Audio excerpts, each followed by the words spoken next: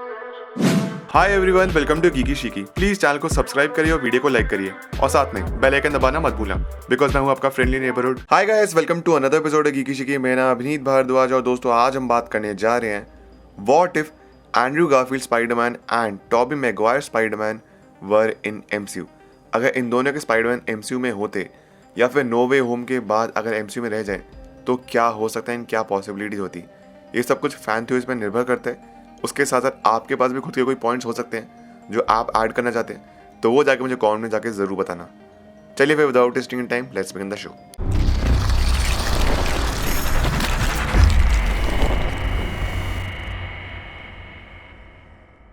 तो सबसे पहले बात करें दोस्तों एवेंजर्स 2012 की। उसी साल दी अमेजिंग स्पाइडरमैन भी रिलीज हुई थी, एंड्रयू गारफील्ड वाली।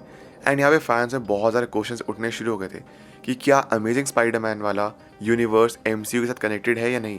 इनफैक्ट मैं आपको बताऊं, एक जगह बात भी चली थी कि बहुत ज़्यादा चांसेस थे कि इस अमेजिंग स्पाइडरमैन में स्टार्क टावर भी होने वाली थी। एंड सिमिलरली एवेंजर्स 2012 में भी ऑस्कोप टावर दिखाने वाले थे। मतलब आप समझ रहे हैं कि अमेजिंग स्पाइडरमैन यूनिवर्स और एमसीयू यूनिवर्स एक ही होने वाला था। ये काफ़ी हद तक बात चली थी, लेकिन फाइनल एडिट में उसको रिमूव कर दिया गया था क्योंकि उस टाइम पे आई थिंक सोनी और मार्वल के बीच में वो डील ढंग से नहीं हो पाई थी। लेकिन हाँ, काफ़ी ज़्यादा चांस थे कि एंड्रयू गारफील्ड वाला Spiderman could have been possible in MCU. उसी के साथ यदि अमेजिंग स्पाइडरमैन 2 अगर सक्सेसफुल हो जाती है, फिर अमेजिंग स्पाइडरमैन 3 बनती, तो definitely Andrew Garfield would have been a part of MCU.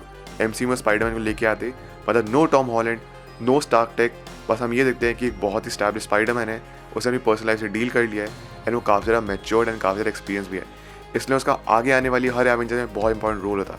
And similarly Andrew Garfield Spiderman भी एवेंजर्स एज ऑफ अल्ट्रॉन में होता ही होता। तो स्पाइडरमैन का दर्जा है वो काफ़ी बड़ा होता है। जैसे टॉम हॉलैंड ने तो बिल्कुल बेसिक से शुरू किया है, लेकिन एंड्रयू गारफील्ड वाला स्पाइडरमैन ऑलरेडी स्टैब्लिश होता, उसका पास्ट हमको पता होता। क्योंकि जैसे देखा जाए टॉम हॉलैंड वाला एग्जैक्टली से अंकल बेन कौन थे वो हमको कोई पता नहीं चला है, उसकी गार्डियन आंट में कैसे हुई, मतलब उसका पास्ट हमको कोई आइडिया नहीं है। इनफैक्ट टॉबी मैगवायर वाली स्पाइडरमैन में भी हमको थोड़ा बहुत अंदाजा था कि अंकल बेन और आंट में उसको बचपन से पाला पोसा बड़ा किया, लेकिन टॉम हॉलैंड के साथ एग्जैक्टली क्या हुआ ये हमको काइंड ऑफ नहीं पता उसके पेरेंट्स के बारे में। एंड वैसे एंड्रयू गारफील्ड ने एक और बात बोली थी, उन्होंने कहा था कि अगर जस्ट इन केस वो एमसीयू में होते, एवेंजर्स में होते, तो वो कभी भी स्टार्क टेक पे निर्भर नहीं करते क्योंकि वो मैच्योर है, वो एक्सपीरियंस है। शायद इसलिए हमको कभी आयरन स्पाइडर सूट भी देखने नहीं मिलता। मे बी इन्फिनिटी वॉर में हम एक बार देख लेते थे कि जब वो डोनट जैसे दिखने वाली जो शिप थी थैनोस की, उससे जाते हैं, तो मे बी उस टाइम पे यहाँ पे टोनी स्टार्क ने, आयरन मैन ने एंड्रयू गारफील्ड के लिए एक आयरन स्पाइडर सूट बना के रखा है जो कि उसकी मदद करे।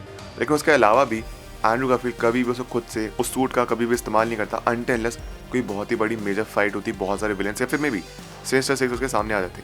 लेकिन हाँ, एंड्रयू गारफील्ड को कभी भी टेक पे डिपेंड होने की जरूरत नहीं थी। एंड नो वे होम का भी पूरा पॉइंट यही था। एट द एंड जब सब कुछ भूल चुके सब लोग, Tom Holland is individual now, अब उसको कोई भी टेक की जरूरत नहीं है, वो खुद से स्पाइडरमैन बन चुका है। ये काइंड ऑफ देख सकते हैं कि ये बर्थ हो गया है रियल स्पाइडरमैन का। तो दोस्तों इससे ज़्यादा चांसेस हो जाते हैं कि एवेंजर्स एज ऑफ अल्ट्रॉन में हम एंड्रयू गारफील्ड को एज स्पाइडरमैन देख सकते थे अगर सब कुछ सही रहता तो। प्लस उसके साथ साथ सिविल वॉर भी काफ़ी डिफरेंट फिल्म होती, क्योंकि सिविल वॉर जो कॉमिक बुक है उसमें पीटर पार्कर ने अपनी आइडेंटिटी खुद से रिवील कर दी, मतलब स्पाइडरमैन ने खुद से अपनी आइडेंटिटी रिवील कर दी थी कि मैं ही स्पाइडरमैन हूँ। तो मतलब आप समझ रहे हैं कि सिविल वॉर में कितना डिफरेंस हो जाता। स्पाइडरमैन सिर्फ एक कैरेक्टर ना होने की वजह से अभी एमसीयू बिल्कुल डिफरेंट है। लेकिन अगर एमसीयू में स्पाइडरमैन होता एंड्रयू गारफील्ड वाला, तो एमसीयू शायद कुछ और होता जिसको आज हम जानते ही नहीं है। तो ऐसा कोई होता है एंड्रयू गारफील्ड की वजह से। अब बात की जाए दोस्तों टॉबी मैगवायर के बारे में, तो अगर टॉबी मैगवायर वाला स्पाइडरमैन एमसीयू का पार्ट होता तो उसका मतलब ये है कि एमसीयू की शुरुआत आयरन मैन फिल्म से नहीं हुई, एमसीयू की शुरुआत हुई स्पाइडरमैन 2002 से।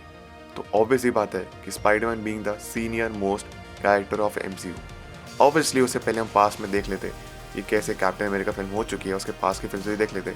लेकिन हाँ, एवेंजर्स को लीड होने के काफ़ी ज़्यादा चांसेस अब स्पाइडरमैन के हो जाते। या फिर अगर लीड भी नहीं करता तो कैप्टन अमेरिका और आयरन मैन के जितने ही लेवल पे होता स्पाइडरमैन, क्योंकि टॉबी मैगवायर ना सिर्फ एक सीनियर एक्टर है बल्कि उसके साथ उनकी फिल्म आई थी, वो सबसे पहली फिल्म होता थी एमसीयू की।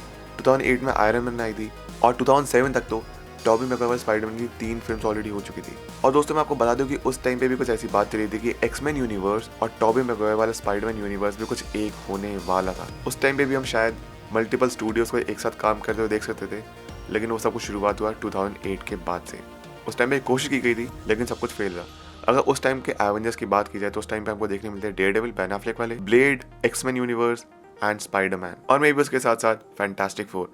मतलब ऑलरेडी कुछ बहुत सारे एस्टैब्लिश सुपर हीरोज थे उस टाइम पे भी, पर कभी कुछ ढंग से बात हुई नहीं। अब काफी ज़्यादा चांस है दोस्तों कि अगर टॉबी मैगवायर एमसीयू में होते तो एवेंजर्स को लीड करते, एवेंजर्स 2 में भी लीड करते, एक इंपॉर्टेंट रोल प्ले करते, सिविल वॉर में भी हो सकता है अब इस बार टॉबी मैगवायर अपनी आइडेंटिटी रिवील करते सबके सामने। और इसमें यह भी जान देना है कि टॉबी मैगवायर अपने लिए आयरन स्पाइडर सूट खुद से बनाते, क्योंकि इतने साल का एक्सपीरियंस प्लस टॉबी मैगवायर वाला स्पाइडरमैन खुद एक scientist kind of, Peter Parker तो फ्यूचर में साइंटिस्ट ही बनता है, उसकी प्लस खुद की कंपनी होती है, बिलियनर बन जाता है फ्यूचर में जाके, तो वो अपनी खुद की टेक का इस्तेमाल करके अपने लिए आयरन स्पाइडर सूट बनाता। और सबसे इंपॉर्टेंट चीज़ हो सकता है एंड गेम में आयरन मैन की जगह टॉबी मैगवायर वाला स्पाइडरमैन स्नैप करते हैं, थैनोस को मारता, एंड यहाँ पे टॉबी मैगवायर वाले स्पाइडरमैन की लेगेसी का एंड किया जाता, क्योंकि टॉबी मैगवायर ऑलमोस्ट 17-18 साल से फिर स्पाइडरमैन होते स्टार्टिंग फ्रॉम 2002, प्लस काफ़ी ज़्यादा चांसेस होते कि हमको Spiderman 4 may be 5 may be 6 भी हमको देखने को मिलती। एंड कैसे टॉबी मैगवायर वाले पीटर पार्कर अपनी लाइफ में ग्रो किया, कैसे एमजे का सेटल हुआ, क्या क्या आगे लाइफ में हुआ, हैरी ऑसबॉर्न की डेथ के बाद उसने कैसे अपने आप को टेक ओवर किया, बहुत कुछ हम पास जान सकते थे। और भी बहुत सारी थ्योरीज हैं, बट ये कुछ लिमिटेड थ्योरीज मैंने आपके सामने प्रस्तुत करी है। अब बात करते हैं दोस्तों कि what if Tobey Maguire and Andrew Garfield had stayed with Tom Holland Spiderman after no way home. अगर तीनों स्पाइडरमैन एक ही यूनिवर्स में रह जाते तब क्या होता। टॉम, टॉबी और एंड्रू अगर एक दूसरे की आइडेंटिटी याद रखते, सबको पता था कि तीनों स्पाइडरमैन है, सबकी इंडिविजुअल आइडेंटिटी, सबका पास्ट वगैरह क्या है, तो हमको तीनों के बीच की कॉमेडी देखने को मिलती। प्लस टाइम टू टाइम वो तीनों एक दूसरे को मोटिवेट करते रहते, क्राइम काफ़ी ज़्यादा कम होता, एंड स्पाइडरमैन न्यूयॉर्क सिटी को प्रोटेक्ट करते तो वो तीनों अपने अपने इलाकों के, मतलब तीनों अलग अलग इलाके बांट लेते जिसको वो प्रोटेक्ट करेंगे।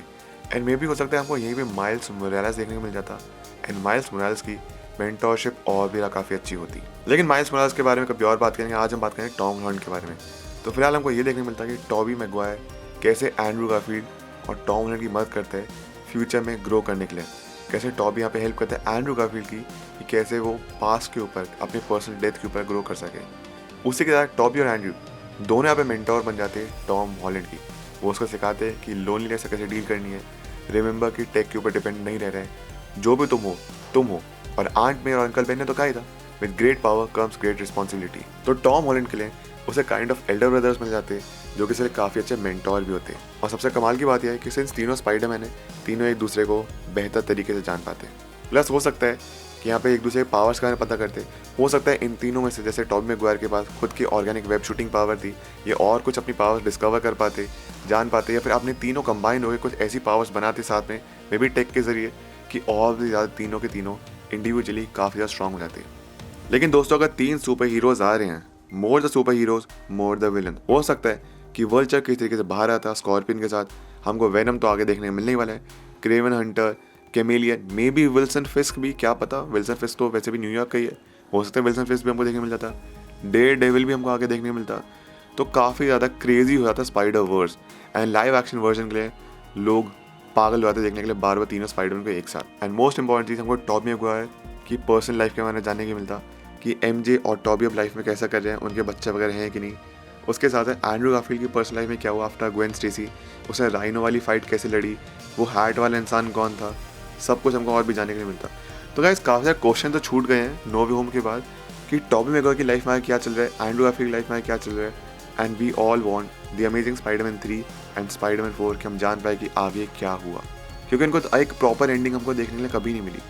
लेट्स होप हमको देखने मिले। एंड ये पे मेरी थ्योरीज वगैरह थी, ये खत्म होती हैं। तो दोस्तों ये थी आज की वीडियो, ये था आज का episode. I hope you enjoyed. आपके जो भी कुछ थॉट्स हैं, आपके जो भी कुछ राय है, जो भी आप कुछ अपनी तरफ से फैन थ्योरी ऐड करना चाहते हैं, क्या क्या पॉसिबिलिटीज़ हो सकती थी, please let me know in the comment section below.